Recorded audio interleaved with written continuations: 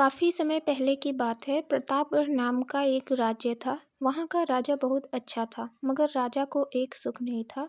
वह यह कि उसके कोई भी संतान नहीं थी और वह चाहता था कि अब वह राज्य के अंदर किसी योग्य बच्चे को गोद ले ताकि वह उसको उत्तराधिकारी बना सके और आगे की बागडोर को सुचारू रूप से चला सके।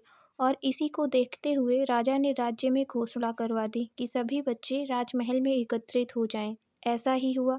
राजा ने सभी बच्चों को पौधे लगाने के लिए भिन्न-भिन्न प्रकार के बीज दिए और कहा कि अब हम 6 महीने बाद मिलेंगे और देखेंगे कि किसका पौधा सबसे अच्छा होगा। महीना बीत जाने के बाद भी एक बच्चा ऐसा था जिसके गमले में वह बीज अभी तक नहीं फूटा था, लेकिन वह रोज उसकी देखभाल करता था और रोज पानी देता था।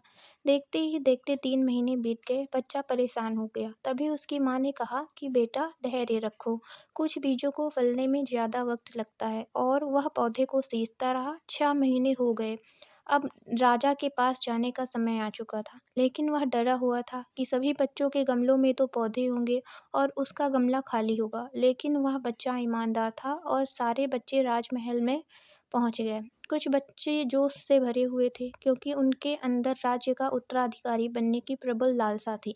अब राजा ने आदेश दिया, सभी बच्चे अपने अपने गमले दिखाने लगे, मगर एक बच्चा सहमा हुआ था क्योंकि उसका गमला खाली था। तभी राजा की नज़र उस गमले पर गई। उसने पूछा, तुम्हारा गमला तो खाली है। तो उसने कहा, लेकिन मैंने इस गमले की 6 महीने तक देखभाल की है। राजा उसकी ईमानदारी से खुश हुआ कि उसका गमला खाली है, फिर भी वह हिम्मत करके यहाँ आ गया। सभी बच्चों के गमले देखने के बाद राजा ने उस बच्चे को सभी के सामने बुलाया। बच्चा सहम गया और राजा ने वह गमला सभी को दिखाया। सभी बच्चे जोर से हंसने लगे। राजा ने कहा, शांत हो जाइए, इतने खुश मत होइए। आप सभी के पास जो पौधे हैं वो सब बंजर हैं। आप चाहे कितनी भी मेहनत कर लें, उनसे कुछ नहीं निकलेगा।